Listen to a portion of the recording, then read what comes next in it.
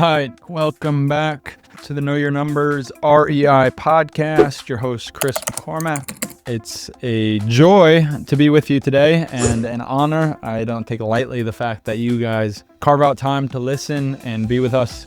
And I pray and hope that it is beneficial and valuable, especially in these recent episodes where we've been unpacking this new tax law. And we're going to be wrapping up our conversation by just doing a grand overview. One of the biggest parts of it is the impact that it has on tax brackets. And so today we're just going to be unpacking it and what it means for us and some of the implications of what it does for the tax brackets. Again, our goal here is to help you eliminate some of the confusion and concerns and frustrations that you've dealt with in regards to taxes and help you create a plan to actively work on so that over the course of your lifetime, you're not overburdening yourself with taxes, because we know that's been the case, whether we realize it or not. And a lot of it has to do with just the lack of advice, the lack of communication, the lack of transparency that there is when it comes to planning around taxes. And we saw this when we started our business, that we take a lot of time in becoming a CPA, studying the tax code, understanding what it says, understanding what's available to us as taxpayers, as business owners, as real estate investors, and to see that we just keep it within ourselves, pass a test, and then just crunch numbers outside of that. It made me feel a little down on the industry. But the hope is that what we're doing and what many others are doing, as we focus more on planning and strategizing and less on just preparing, that's a part of it. Obviously, you want things to be prepared in accordance with the way that you're planning, but planning is where the rubber meets the road and you can actually see a great ROI in what you're investing in a CPA and tax planning firm, and the results that you're receiving in the form of greater savings, dollars in your bank account, increased portfolio size, all that good stuff. And we want it to be serving something more than what you're just building a nest egg or a retirement account. We want it to be lining up with what you deep down really desire, whether that's charitable giving or living freely or leaving an inheritance. We tailor our tax strategies to line up with your goal. Today, we're just going to be talking about the tax brackets, because one concern that we had before this became law was that the tax brackets, that as we know them, as we've experienced them, were set to expire. In 2017, Donald Trump's first time as president, his cabinet and the Congress and Senate at that time passed the Tax Cuts and Jobs Act, which brought with it decreased tax brackets. And so what that meant for us is that we have been paying less in tax, believe it or not, less in tax than we had been historically, because the brackets were as low as they had ever been. And the problem was that they were temporary in nature. And in 2025, it was the last year that at the start of 2026, we were expecting uptick in the tax brackets. So for example, what we were gonna be looking at was tax brackets of 10%, 15%, 25%, 28%, 33%, 35%, and 39.6. Up until this year, we've had 10, 12, 22, 24, 32, 35, and 37. So the biggest ones are at the top. You have a 2.6% increase. In the middle, you have a 4% increase. So the majority of Americans would see their taxes increase by 4%, $4,000 for every $100,000 that you're making at that level. And obviously it might not be obvious, but it's not that the tax system we have is a progressive tax system. So it works in the fact that you pay taxes on the dollars that you make at that bracket. So if I make $23,000 and I'm in the 10% tax bracket, then my first $23,000 is taxed at 10%. So I pay $2,300. And then the next tax bracket is 12%.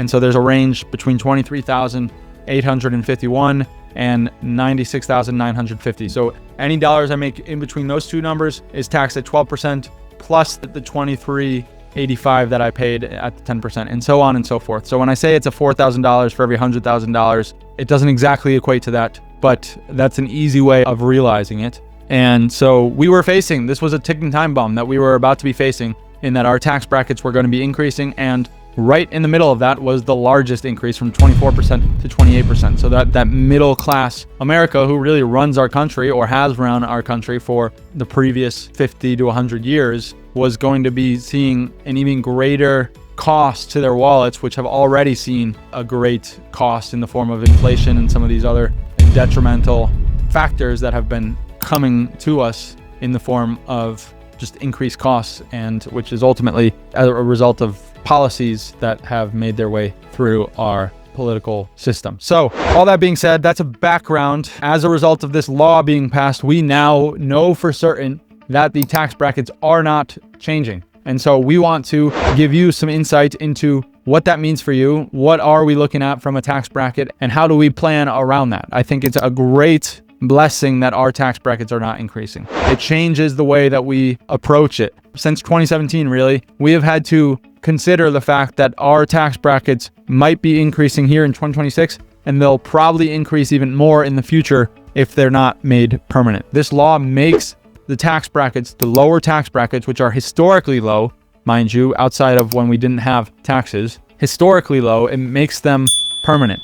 What does that affect? That affects the way that we plan for retirement, the way that we use tax deferred accounts, right? Because in the past, we've been saying tax brackets are historically low, they're expiring and set to go up in 2026. And then who knows what happens after that. We are facing a national debt crisis. And so the government makes money through taxes, and they'll probably use taxes to pay down the debt. So chances are we see an increase in tax brackets. That's been our mindset.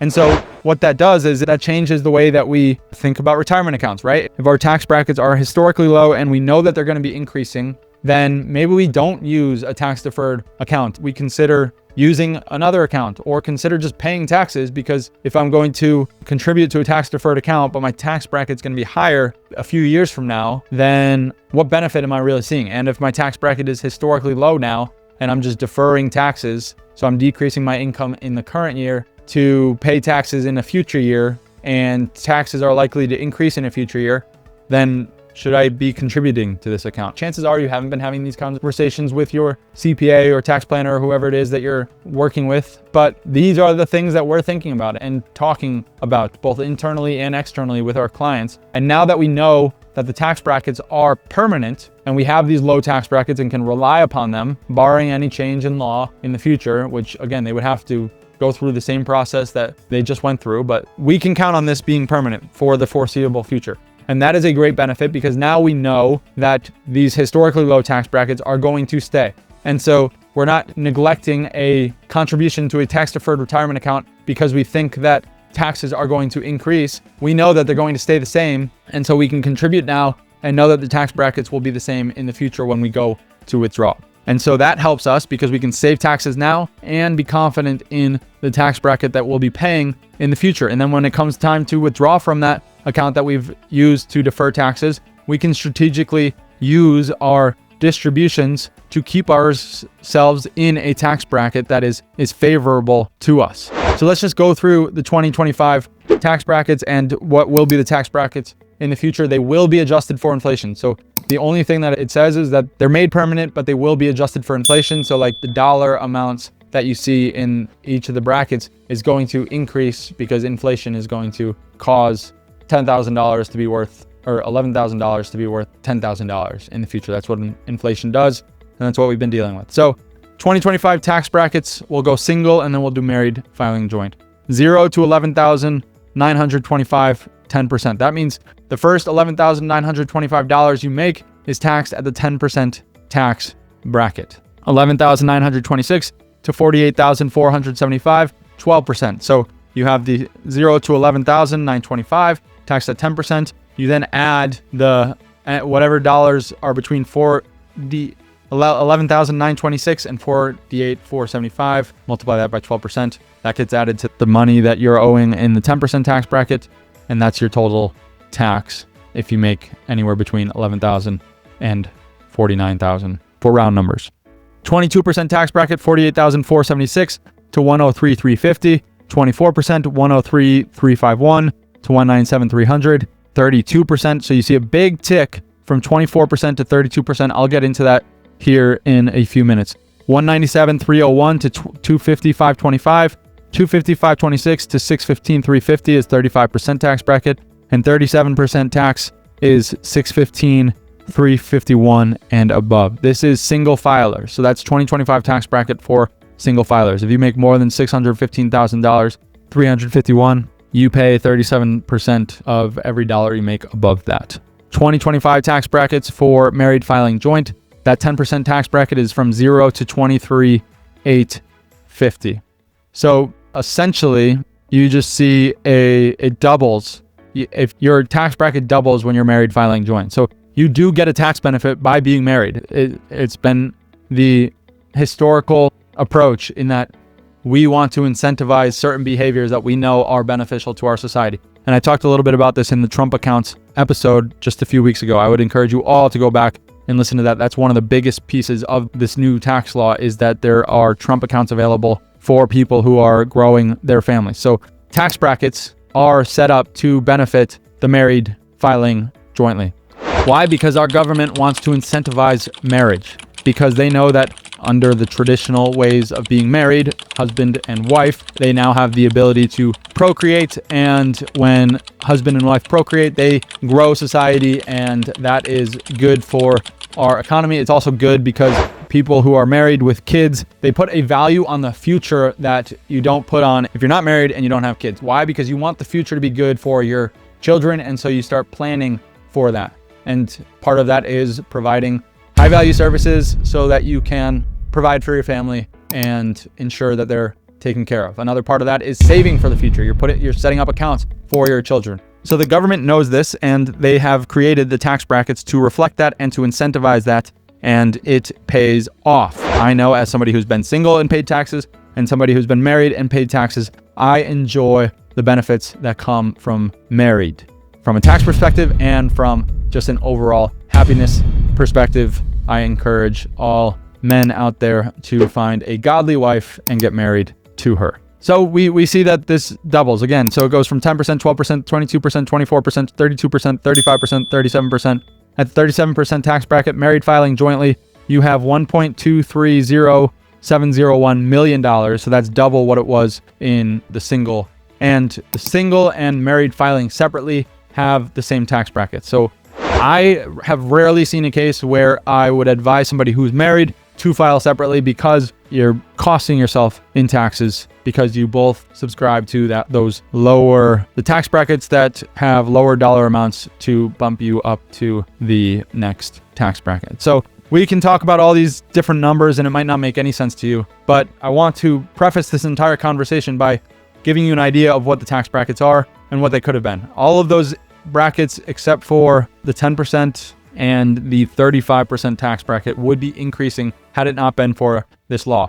Now that we have these being permanent, we can be fairly confident in these being the tax brackets now and for the future. So what can that do? That can help us calculate the amount that we're saving, not only this year, but in future years when we use strategies like the qualified business income deduction, right? If I know that 23% of my business profit is going to come to me as a deduction, then I can calculate the tax savings that I have as a result of applying that by working with a tax strategist. All right, so let me play this out for you. If I have 23% of $100,000 of profit is a deduction to me as a business owner. And if you're like, what is he talking about? Go back and listen to our episode. It was one of the first episodes we did on this big, beautiful bill about the qualified business income deduction. But essentially, you get a deduction as a business owner for a percentage of your profit. It just comes right off the dollar amount of your income. So 23% of $100,000 is $23,000. We get that as a deduction. Let's say that I'm in the $100,000 as a married filing joint would put me in the 22% tax bracket. $23,000 times 22% is $5,060. That means that I'm saving $5,060 this year. I'm saving it next year. I'm saving it the year after that. We know that our tax brackets are staying the same, so we can continue to project out the tax savings. One thing that does is that helps me communicate to you how much we're saving, not only this year, but also in future years. But one thing it does for you is, okay, this is $5,000 that I would have been paying in taxes, but I'm not. So if I'm running my business, I probably have some money set aside for taxes, and maybe I was or wasn't planning for this, or I was or was not including this in the amount that I was setting aside. So there's a chance that I have $5,000 extra dollars in my tax account that I can now invest in my business, use for a vacation. On top of that is what I was talking about earlier, where we can, okay, we know that these tax brackets are going to stay the same. we have more certainty in what our taxes are going to be in the future. And if we put money into a tax deferred account this year, we know what that is going to result in the form of possible taxes that you pay in future years when you go to withdraw that. Because tax deferred accounts, again, are accounts that you put money into. You get a tax deduction now, but then you do pay taxes on it when you withdraw it in the future. Trouble has been that we don't know what tax brackets are going to be in the future. Chances are they're going to be high. So we're going to probably tread lightly with these retirement accounts that are tax deferred because of the threat that tax brackets are. We know they're going to increase in future years, but we don't know how high they'll be in future years. So this is a great benefit to the American taxpayer. We don't have increasing tax brackets. We have certainty about what our tax brackets are going to be. All of the issues with the prior to this becoming a law is that we just didn't know what we were dealing with. Now we know what we're dealing with. And so as I've mapped out for you, we have the ability to plan better. When it comes to business owners, so you're a pass-through entity owner, an S corporation or a partnership, that money that's passing through to your personal return is being taxed at these income brackets. So this has a large impact on you. If this law did not pass and we were facing what we were facing, you were going to be paying larger amounts of taxes than you're probably used to. If you're like me and you came into business during this 2017 to 2025 time period, you are used to paying these low tax brackets. And the threat was that you were about to see a large increase in those tax brackets. Now we don't have to worry about that. We can be confident that how we've been operating is going to be how we are going to continue to operate. And so long as we have the right person in our corner, meeting with us on a regular basis, communicating to us, considering everything that's available to us as business owners, as families, as real estate investors, as people who want to put money in certain accounts, as people who want to invest in certain industries. If I have somebody that's in my corner, i.e. a tax planner, somebody who's certified, who knows the law, knows the changes that are coming with this new law, and is able to direct me and help me to be confident about the decisions that I'm going to be making, then you can rest assured that your taxes and the tax savings that you want to see are coming through to you. And it comes in the form of strategic tax planning with somebody who's qualified, knows what's going on, knows the updates, knows how it's going to impact your situation. And I would encourage you to meet with your CPA, meet with a tax planner, and discuss what you guys are going to be doing now that this is officially law and we have confidence on what is available to us. And if you're not sure about the answers you're getting, or you can't find time to meet with your accountant, it's time to get a new CPA, and we'd be thrilled to see if we're a good fit for you. Until next time, God bless you and keep moving forward.